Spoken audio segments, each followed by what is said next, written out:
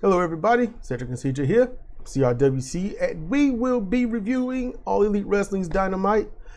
Look, I want to get this out the way. One, I gotta let y'all know something about what you see on your screen. Two, I'm gonna do an answering viewer thing if it's even an answer is needed. So first, that link there, you can't click on it, but you can type it in, aspiration.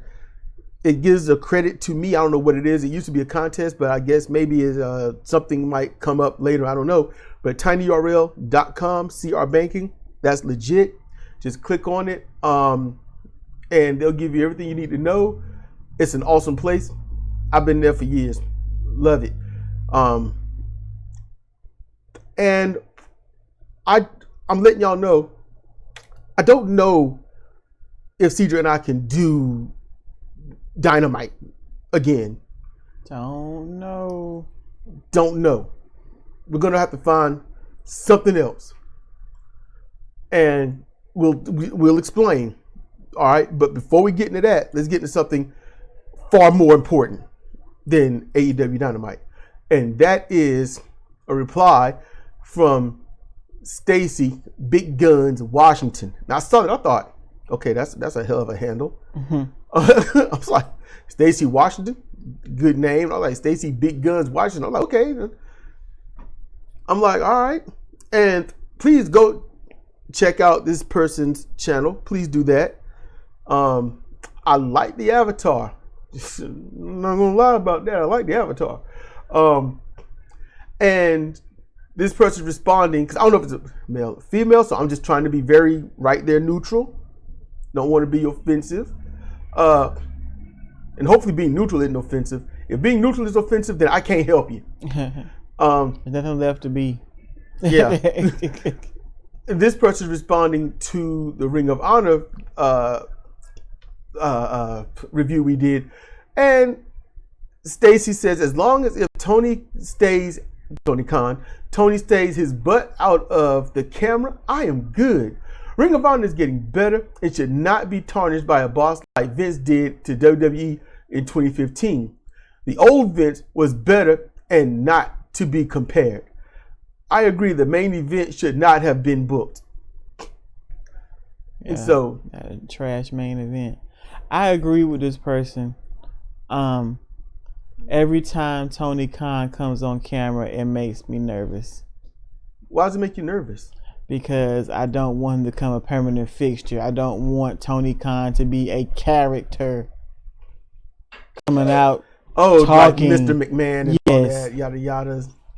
I don't think he couldn't do it anyway because he doesn't have any kind of charisma.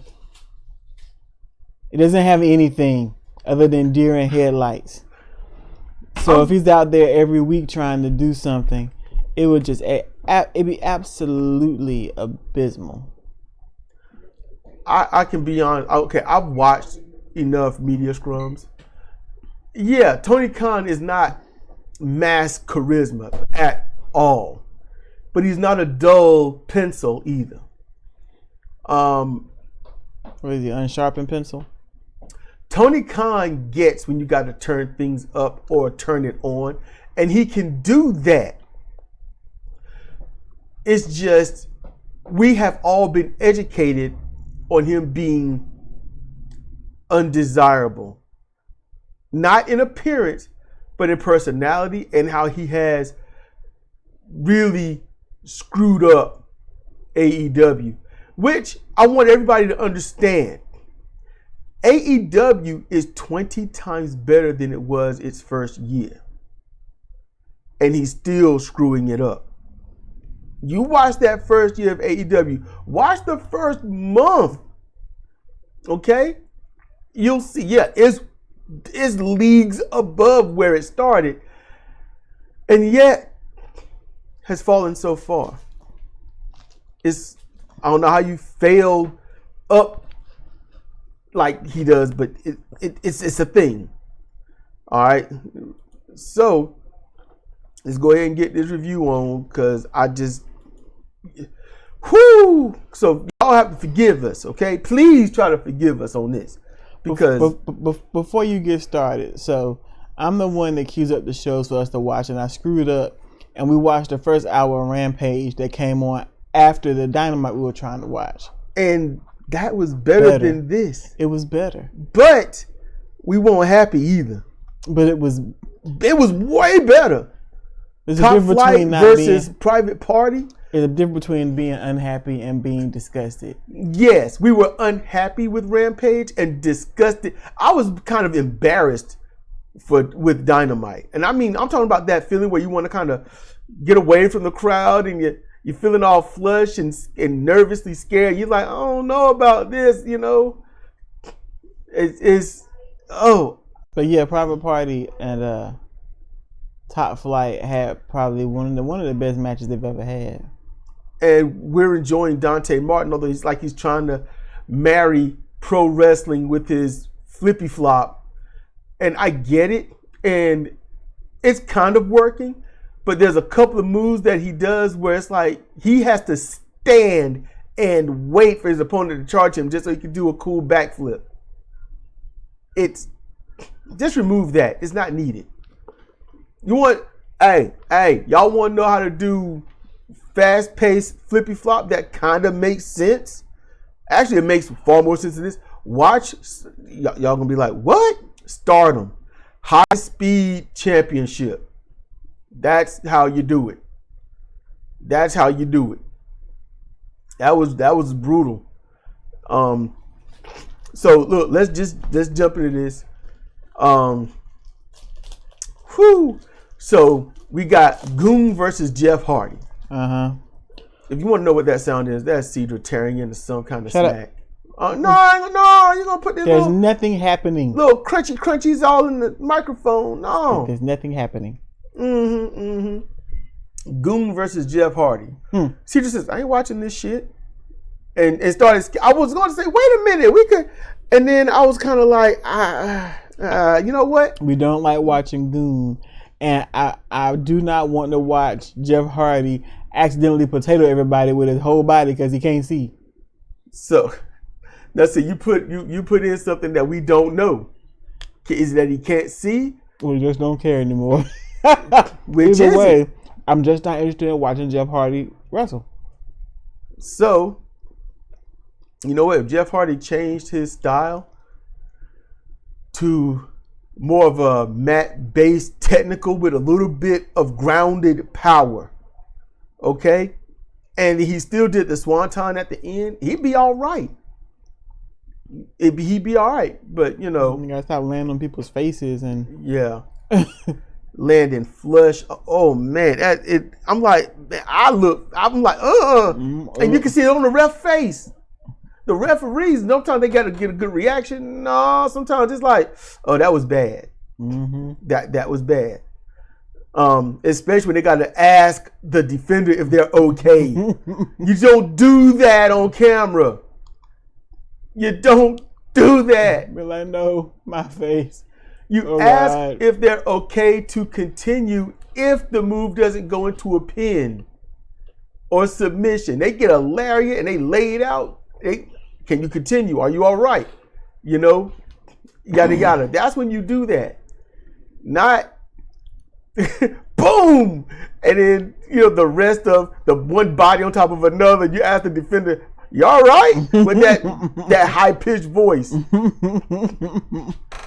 Any case, so she says, I ain't watching this shit, and she skipped it. And so I had to find how Goon won, and Goon choked out Hardy, got the win, had to do the arm trap. So then No. Look at here. What? They're like, oh yeah, Goon put Hardy in a sleeper hole. Goon did not put Hardy in a sleeper hole. No, Goon had his forearm directly across his trachea. He put him in a damn choke. Which is what he usually does. And whether it's a work or not, by the rules of professional wrestling and even mixed martial arts, that's illegal. You cannot pull on somebody's windpipe. You can't do that because you can easily crush it. It's not that strong. It takes about 10 to 15 pounds of pressure to just break it, and then they're gonna asphyxiate. That's God damn these people. So Goon parades around for a long time. Which is something he don't do. He don't do this.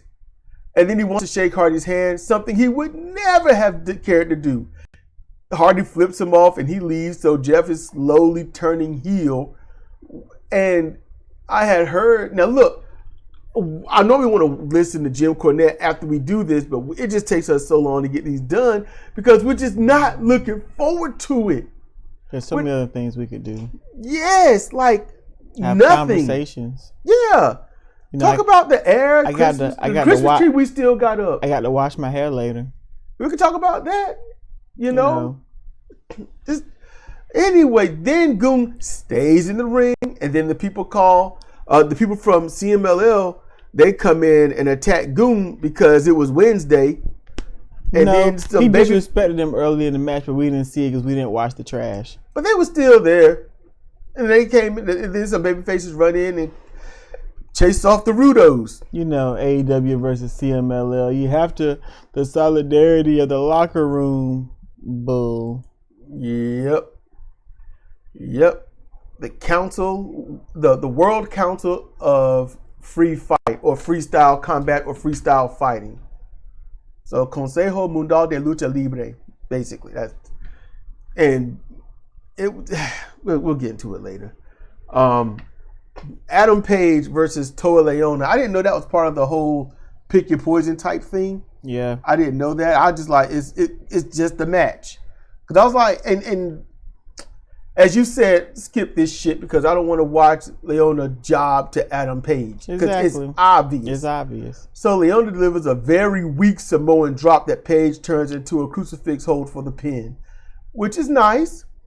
Nice to see that he doesn't need the somersault lariat, which is cool. It's just, how can I say this? Toa should have annihilated him. Mm-hmm. Just saying. Nothing but cowboy pieces in the ring.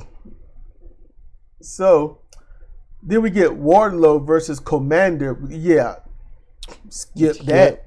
Super long match that ends with a powerbomb and pin in the corner. Then Roderick Strong says, "You should have taken the deal I gave you Saturday, and now you'll pay the price." And I noted this is after he got defeated. Mm-hmm. Now he's going to pay the price. The fight should have been paying the price. Literally, someone crosses you. You send your goon out to whoop that ass. Beat that person down. They laying there in a heap. And then you get up in their face, smack them and say, "You know what? You shouldn't have done that. Now it's time for you to pay." I was like, well, what was all that? The only thing you can do now is shoot them. Yep. Just put a bullet in them. Yeah, leave him in the ring. Yep. Tripped and fell in the kitchen. Yep. You know, and some of y'all might say Tripped and fell in the kitchen after shooting him, even though he's in the AEW ring, like national TV. Everyone saw it. And I'm like, yeah, national TV. Everyone sees this, and yet there are people that still call it wrestling. And then, hold up. Before anything can be done, Orange Cassidy comes out to help, and the heels run away. I'm going to tell you something. You know you suck if you and me, look forward to them getting chased off by Orange Cassidy and company. It's like, y'all top heels, big people, and y'all got chased off by, it was Orange Cassidy, Trent, and Rocky? Yeah. Really? Matchup to matchup, Undisputed Kingdom got them beat. Going on size, skill level. But they're running. I'm glad you came to the ring so we can leave. Yep. And not only are you lame heels, now you're chicken shit heels. Can it get any more abysmal? Aside from the fact that y'all wheeling Jesus around in his chair. Here you go. The man works hard. The man works hard at what? Yes. I have nothing right now. He got a matched appointment. Okay, finger. Y'all. I'm gonna tell y'all this straight up. I've been defending Adam Cole for a while because I've watched him in Ring of Honor before he went to WWE. I know how talented and great he can be in the ring. Somewhere along the way, he started becoming, just a modernish kind of wrestler.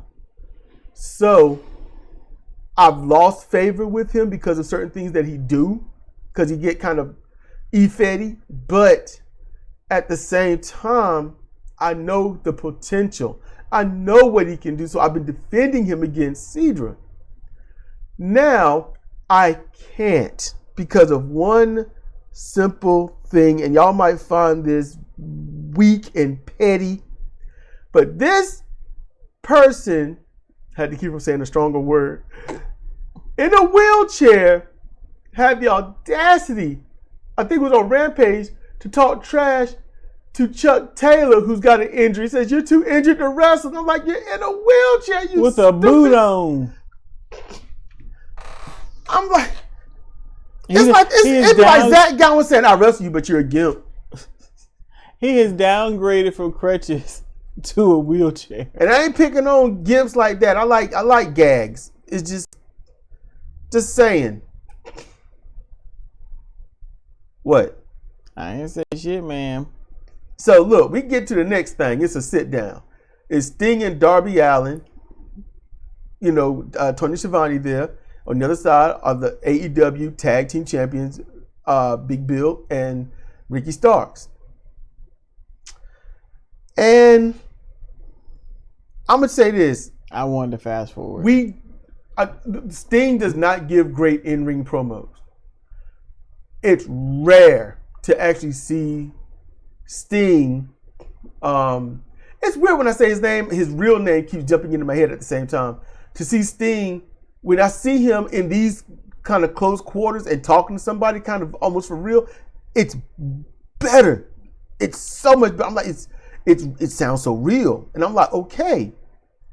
On TNA, Sting would do a few shoots during certain promos, and it came across really well. And I think that's where they dropped the ball on Sting doing promos. Got to have some shoot in there. Still wouldn't be so memorable, but still a lot better than what he's done. The best lines were, and I'm not going to do a perfect quote. I'm just typing and trying to get it past. But Starks, he says, "There's not much space in my body for respect for you," referring to Darby Allin. Big Bill says, "You spoke about these belts like we were nothing, overlooking us, but when it comes to our match, we're taking out all of our frustrations on you." It's not original, but in this case, in this light, it is worthwhile. And I'm going to tell you something. Very fitting. I'm going to tell y'all something. Starks and Big Bill, they were practically shooting in this. Mm-hmm. Because Tony Khan, this is not long-time storytelling. Tony Khan drops the ball so much so the only reason he ever picked it up is because of that magnet in his hand. And the ball happens to be light metal. That's it. He has ignored his AEW champions. He has not given them the push, the limelight, or anything. And because of that, when they come out and do these promos, and they talk about being overlooked and skipped and whatnot and underrated, they can tell the truth. It's an indictment on Tony Khan and how he runs his organization. So then Sting, talking to Big Bill, he says, "I faced many big men in my career. They were all killers. I don't know about you." That was a shoot. That was a shoot. And he ain't joking. He is not joking. In the ring, the way they were presented, Spivey, Sid Vicious, Mike Awesome, Big Van Vader, Ron Simmons, Butch Reed, Rick Steiner, Scott Steiner, and the list goes on that he's had to face. You know, Big Bill, I'll be honest with you, I love Big Bill. Personality and everything I've seen of Big Bill, yeah. But in the ring, he's not a killer. And I'm going to tell you, this is the modern day of pro wrestling. So let me tell you what being a killer would translate to Big Bill. Showing intensity, boasting and taunting, and hitting your move as hard as you can, and then boasting about it, show how serious you are. That is how he would show he's a killer. It won't like that with the big dudes back in the day. A killer was somebody you couldn't get off you. They're on you. They hit a move and it hurt. The only reason that that person is not whooping up on you any further is because the ref is holding them back to see if you're all right. That's the difference. The killer looks across the ring, wondering why you're still breathing, not looking at the fans and taunting. It's a big difference. And if anybody out there is a big guy that wants to be a wrestler, you hear me, tell me where I'm telling lies, to quote someone. But think about this. Since Big Bill has arrived, has he been alone? A little bit. But mostly no. He has joined faction after faction because that's what Tony Khan wants. He has been put and despite being in the factions, you wouldn't know it because he'd go out alone and then you don't see him. But most of the time, predominantly when you've actually seen him wrestle, he's been in tag team. Yes. He was tagged up with Lee Moriarty. Yes. Which was great. He was the support wrestler. He wasn't the finisher. Yeah. Well, it was a good dynamic. Normally the support wrestler is the one that gets beat. He was that, but he didn't get beat when they lost a match. But they rarely lost a match. That's what was so stupid about them being broken up. Yes. And then he gets paired with Ricky Starks. Out the clear blue. But he's not the star. Bill had something he needed to do, I guess. And it sucks if it went that way, but maybe Lee wanted to team up with Shane Taylor or something. Fuck that shit. Or that was all Tony. I know it's all Tony. Come on, puzzle piece. Come out this puzzle. I'm gonna stick this tiger eye in this dolphin's body and let it work. That's what he did. And they having to work with the best they got. Starks was trying to get into the world title contention, right? He was clawing. Here you go. Here's a tag team partner. And it's like, what? Starks was going toe to toe, with MJF. Yep. Toe to toe with CM Punk, Darby Allin, and a little bit with Sting. Ricky Starks from the NWA that we saw, and he had already been wrestling 9 years or whatnot, polished. Mm-hmm. He's polished. He's ready to go. And he gets to here, and it's like, we're going to do as Officer and the Gentleman, I'm going to do anything and everything to trip you up. Oh, yeah. Fair and unfair to trip you up. Yep, that's what he did. And that's what Tony Khan's been doing to Ricky Starks. And Ricky Starks been shooting. He's been shooting with those promos. He's like, Bill, you're a great guy, yada, yada, yada. He's like, but I've been working here for the longest and I'm getting tired of it. He's been saying that stuff in his promos. And over. He spent all of 2023 scratching and clawing just like Swerve. I'm going to tell y'all this. I'm going to tell you this. If Ricky Starks, this sucks. But if he was 20 pounds heavier and ripped, WWE would be paying top money to get that guy. Let me finish my thought. Go ahead. Ricky Starks, Swerve Strickland, scratching and clawing for all 23. 2 steps forward, 3 steps back. 2 steps forward, 3 steps back. Getting derailed. You're heading north. On your way to the promised land. Next thing you know, why am I in a tunnel in the ocean? Doing bullshit. Wrestling folks I done already beat over and over again. Who else has had this problem? Who else who could be a killer? Hobbs. Yep. Where's Hobbs been? I joined the Callis family. I beat up on Jericho, and then I'm no longer here. Yep.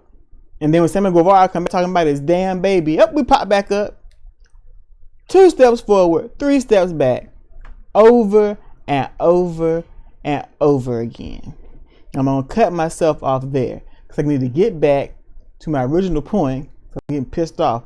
My original point is the reason why Big Bill can't look like a killer is because how can you look like a killer when you're tagged up with somebody and you're not the main attraction? You can't. You can't. And that's why he hasn't.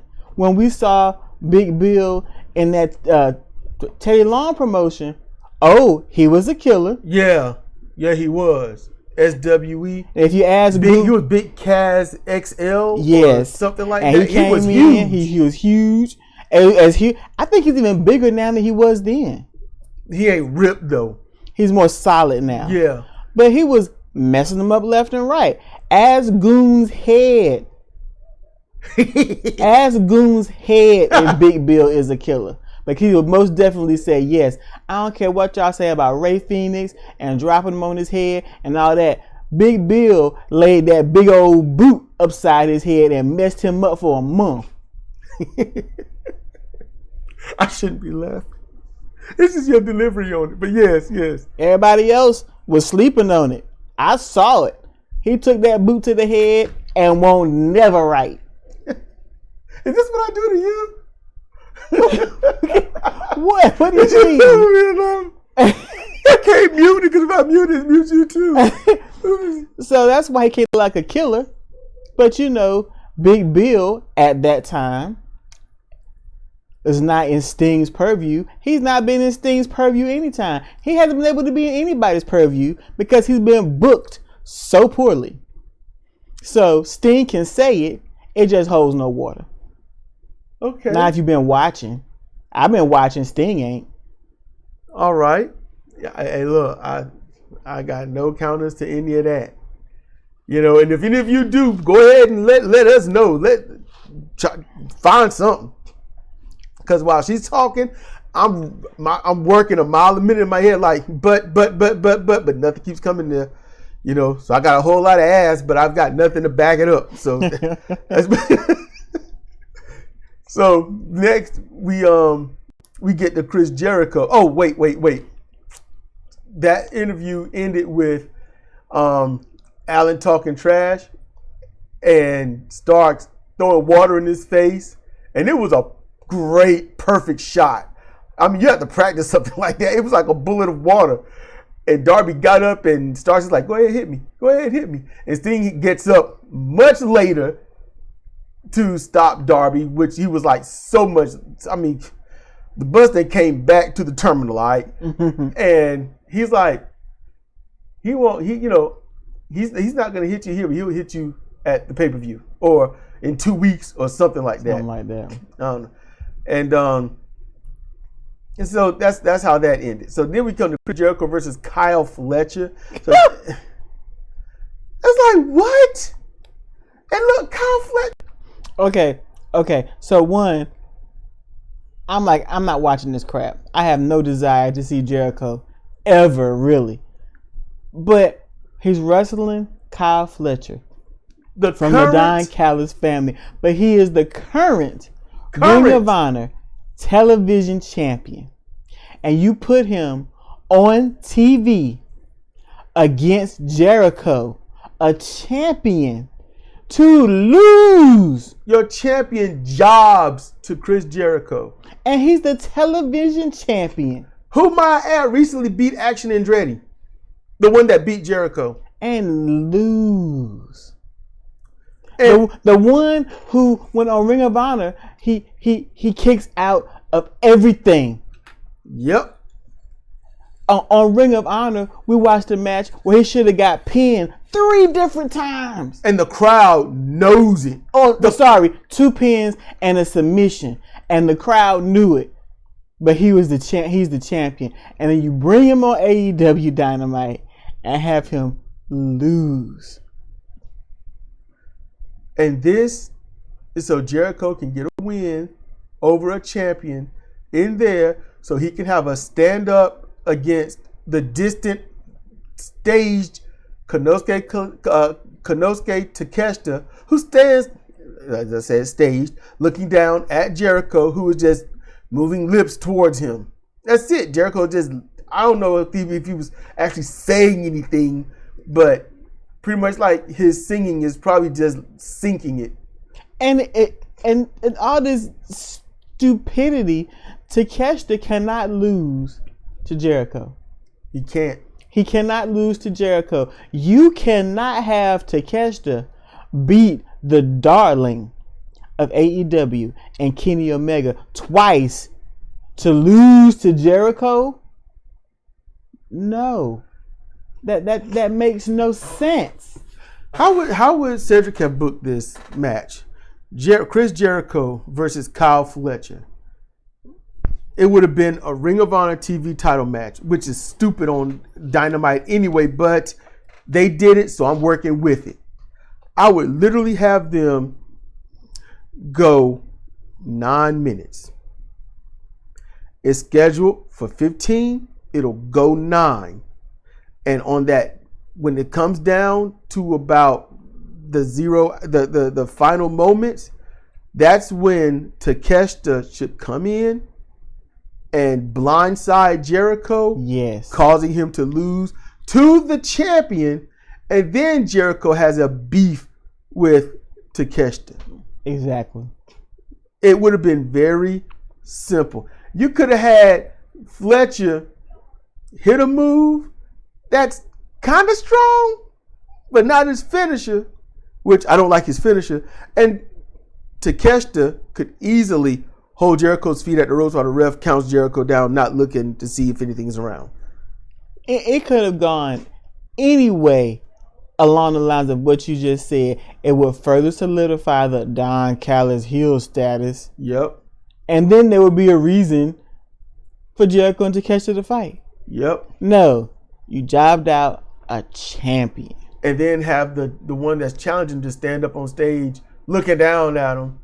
Takeshita can speak some English, but not enough to trash talk. So that was just dumb.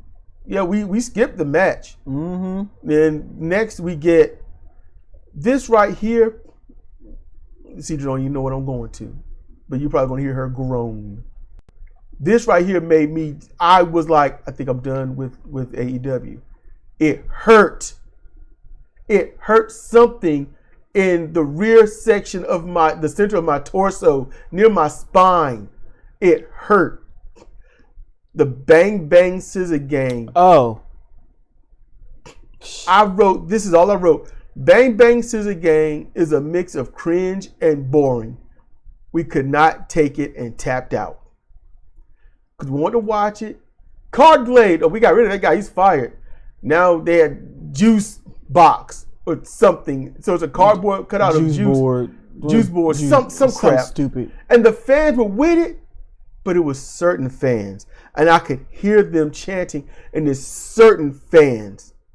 Certain indie-minded fans. And the rest were silent. All they did was get in the ring and talk.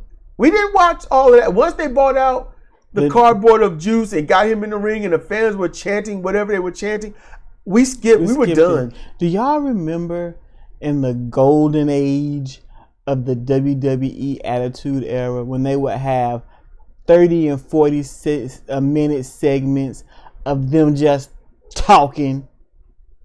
They would open the show. I remember Triple H did a 45-minute in-ring promo that went through two. They didn't even have any commercials. They did no commercials, and then after that, every match had 2 commercials in it. I remember that crap. They would have like 4 matches in 3 hours. The rest just be talking. If it wasn't Triple H talking about something, back then. It wasn't Triple H talking about something. It was Vince talking about something and Kurt talking about something. just talking. And all they did was take two teams. The Acclaim has already been ruined. Yeah. I wish they had let the daddy ass ride off with his boots into the goddamn sunset. Then maybe the Acclaim could wrestle. But no. They've been gone forever. Now they're back. Still champions. Still pulling the same crap. I don't care if Max Caster raps another day in his life. And then they hooked up with the Bang Bang Gang, which has been dumbed down. They were good. They were good. Now it's just crap. So now you got a super faction. A super faction for what? It's supposed to be strength in numbers, but who they fighting? They're supposed to be going up against the Undisputed Kingdom. Who is the Undisputed Kingdom going against? The Best Friends. So now you're a super faction for nothing. Y'all was so mad. You put us through glass. I was your first target. I'm angry. I want revenge. Now you're just standing around with your belts jacking off.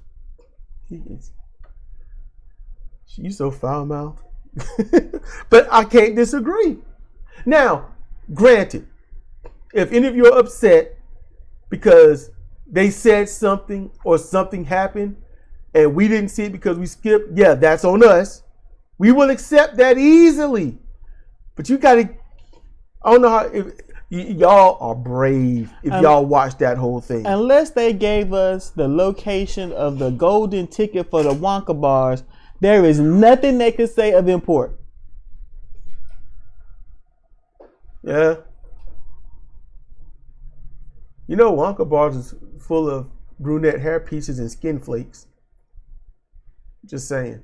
And they might say, if they say it's German chocolate, it's not for what you think. That's got German kids in it.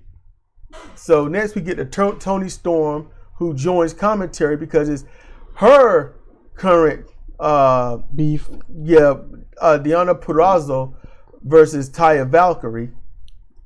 And I'm going to be honest with y'all. I was like, oh, you know, we know who Taya is, so now Deonna's going to job to her. Because I'm used to seeing this in a certain way. Yep. But Purrazzo submits Taya with a unorthodox submission hold, but it was brutal. It was nice. It was tailor-made for Taya. So that just makes it look weak. Because Taya can do almost a complete split.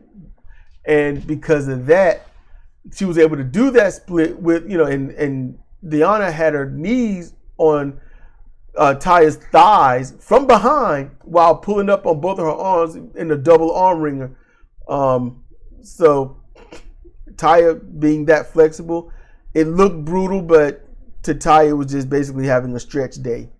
Just, you know, get flexible. But that's something that she's not going to be able to do to Toni Storm because I don't think Toni Storm is that flexible. So they're pushing Purrazzo to go against Storm, but the way Deonna's been utilized and how her matches have to go, it's bringing down Toni Storm, who, might I add, and this, I'm not happy to say this, but this consistent black and white stuff is bringing her down to me. It is lowering the majesty of Toni Storm. Toni's person, her persona, this gimmick, chef's kiss. But doing all the grayscale for this, like doing the backstage grayscale when she does a skit, fine. But everything else needs to be in color. She does an interview, they do half and half. I wasn't happy with that when I saw it. And I'm not gonna be happy when they do it again. You know, I just don't like that. There's a time and place for everything. Not everything, you know. Not everything got to be this. They can break it up. You know, just some hills you don't need to die on because you don't want to die. So now we come to what I thought was going to be the best thing in the show. Swerve Strickland. So we got Samoa Joe on commentary in a suit, looking awesome. He makes me want a suit. Swerve Strickland, he comes out, and I'm like, oh man, but there's no Prince Nana because he's injured, or alleged injured. After getting put through the table last week. So I'm like, all right. he's coming out, and I won't thinking. And then I'm like, who is his opponent? Rob Van Dam comes out. Mm-hmm. Okay, I'm Joe. The look on his face of what's gonna happen, who's it gonna be, and then Rob come out, and I couldn't tell if Joe did that twitch and sneer out of competition or this is BS. But then again, Joe should know what's gonna happen, so I don't know. I can't read that guy sometimes. Mm-hmm. But Rob Van Dam comes out. So on screen, Adam Page points out, obviously, you can't read too well because it's not just that I can pick your opponent, but I can make the match as well. I'm like, oh shit. Mm-hmm. I like it's Rob Van Dam. Mm-hmm. This is when if I was Rob Van Dam, I would my feelings would be hurt. My feelings would be fucking hurt if I was Rob Van Dam. If I was in his shoes. He wants to get paid. He's going to look good. He's going to do what he do. Yeah. But I got to point something out with this because it's going to be a hardcore match. Now, before Cedric goes into her spiel, because I know you're going to say it again, ain't you? Mm-hmm. I wrote, this replaces the Extreme Rules from WWE. And when it comes to ECW, it can be seen as just a match from ECW. Mm-hmm. I want to tell y'all something real quick. And it's not a lecture. This ain't going to take long. The great majority of Rob Van Dam's matches in ECW were not hardcore matches. At points behind the ref's back or sometimes in front of the ref, he would use the chair or the opponent would try to use the chair and he'd get kicked. That was just the spot. The opponent brings it in the ring. He tries to use it. The defender counters, knocking the chair into the would-be attacker. That makes it so it's not a DQ. That's the idea of it. All right? It was defensive. So I would be angry if, because I was in ECW, you think everything I do has to be a hardcore match, when most of my matches were nothing of the sort. Go ahead, Cedar. Go into the other thing. They're having a hardcore match, and everybody's like, ah! So the last I think it was the last pay-per-view, Hangman versus Swerve. What was that? A Texas wet rope chain death match to the death or something? Yeah, something. You kill them twice and you win. They were staple gunning each other in the chest and in the face. And Swerve hung Adam Page from the top rope with a chain. What is a couple chairs and a table gonna do for a hardcore? What is that? What is that supposed to do? Is it supposed to be peril? Are we supposed to be concerned? This was stupid. They've already done, quote unquote, worse. Yep. It's stupid. Yep. It was meaningless.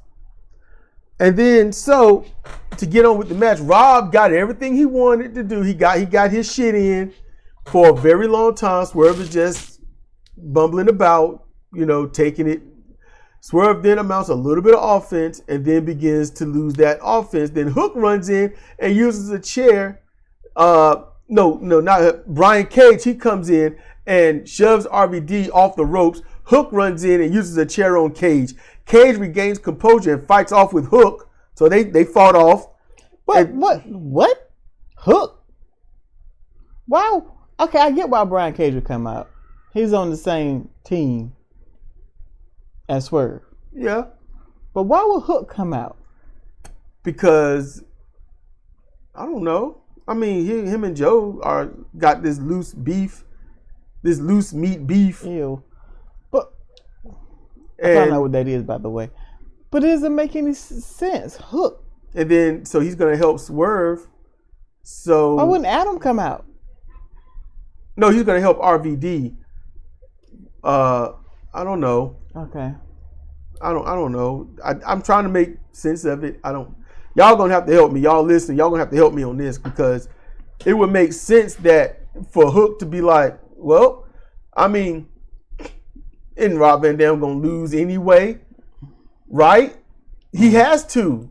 How else gonna Swerve gonna be title contention if he lose to RVD, who's not in? He's only had 2 matches. Mm-hmm. So okay, I don't know. I don't know how Hook helping RVD would put him in more favor with Joe or any. I don't know.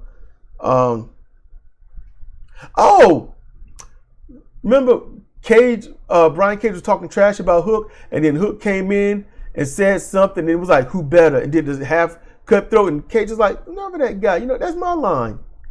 So I think that's what that is. When did that happen? That was on Collision. I was watching that.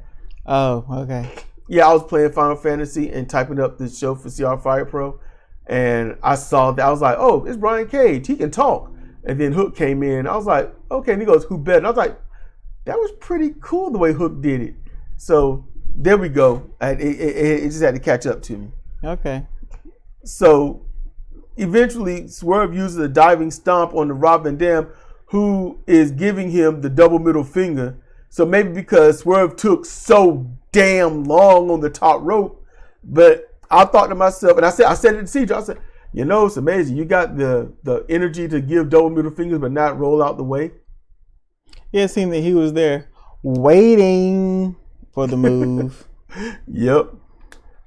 So Swerve got the win. After the match, Page comes out to the ring, cites that when it comes down to it, Swerve, you can't beat me. It took the Mogul Embassy for you to beat me each time. And Swerve is like, man, I am so tired of this. You know what? Fine. We'll have a third match, and then after this, I'm done with you. I am done. I'm only focusing on that AEW belt, and that's it. And I'm like, okay. And then CJ was like, okay, so third match, as I said ages ago, after Swerve beat him in that Texas Death match, I said, well, they're going to have a third match, and Paige is going to win. Mm-hmm.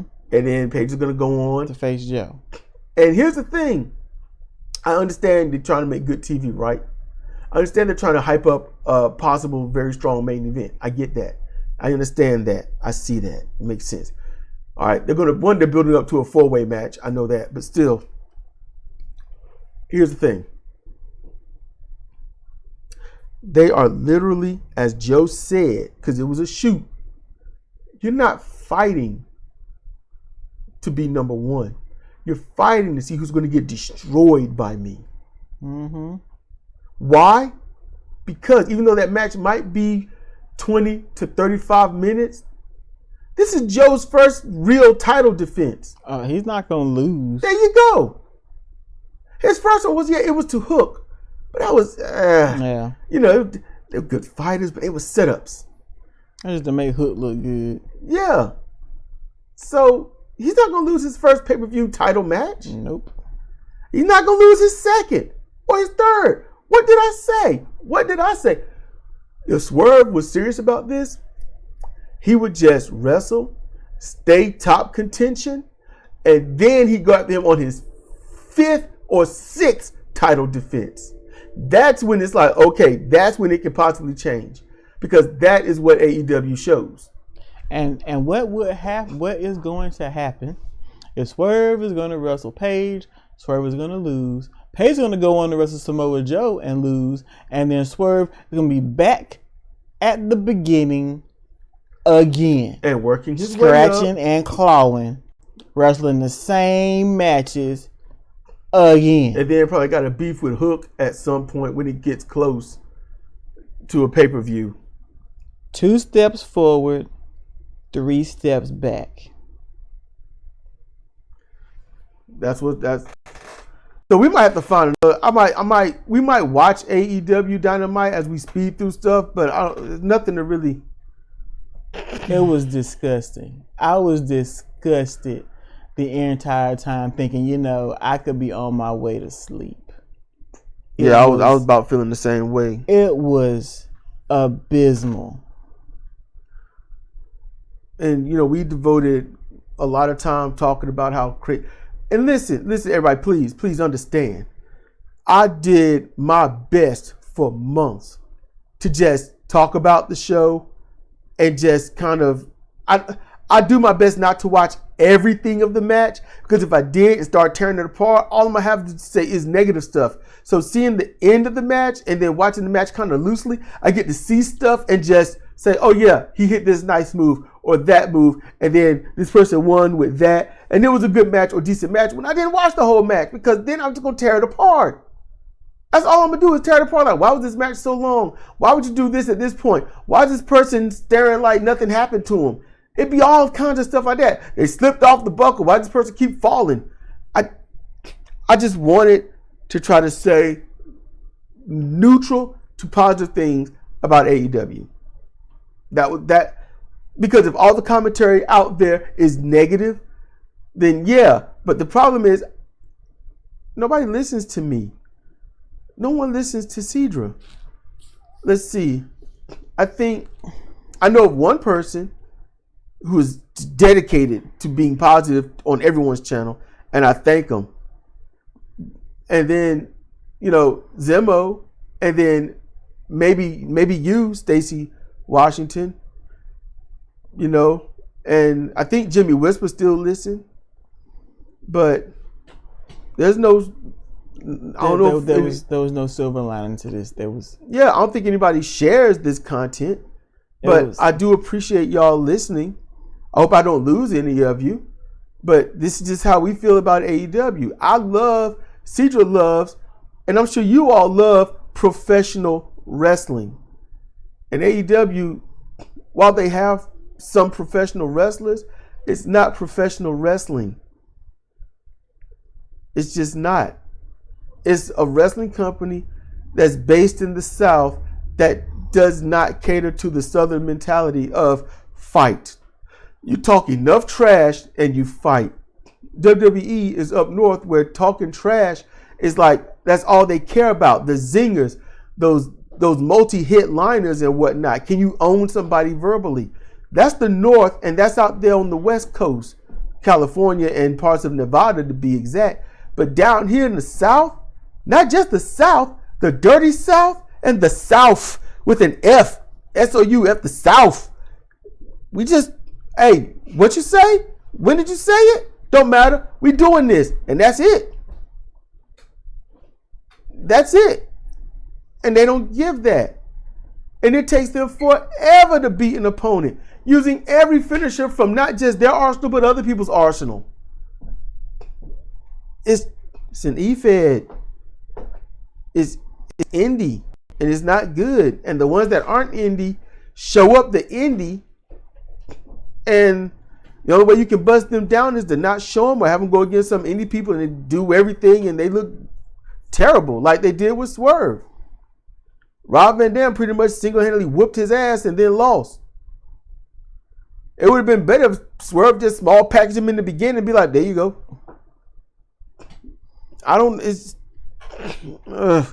So we might have to find something else to watch. And I've got a couple of things in mind, and it's not Stardom, and it ain't MLW either. So we'll take a gander at a few things and try to go over it, if at least how we feel. So listen, hey, seriously, the link tinyurl.com/crbanking. Give them a try. Investing, get an extra little hidey hole for your money and all this other stuff. No surcharges and stuff like that. So just give them a try. So this is going to do it. This has been Cedric and Cedar for CR Wrestling Commentary on All Elite Wrestling Dynamite. We want to thank y'all for, and I haven't said this in a long time, but thank you for your time, patience, and energy, because wow, right? You can listen to anyone, but you chose us. So thank you very much. We do appreciate it. And with that, y'all be good, be chill, be safe, and hopefully we'll see you next time.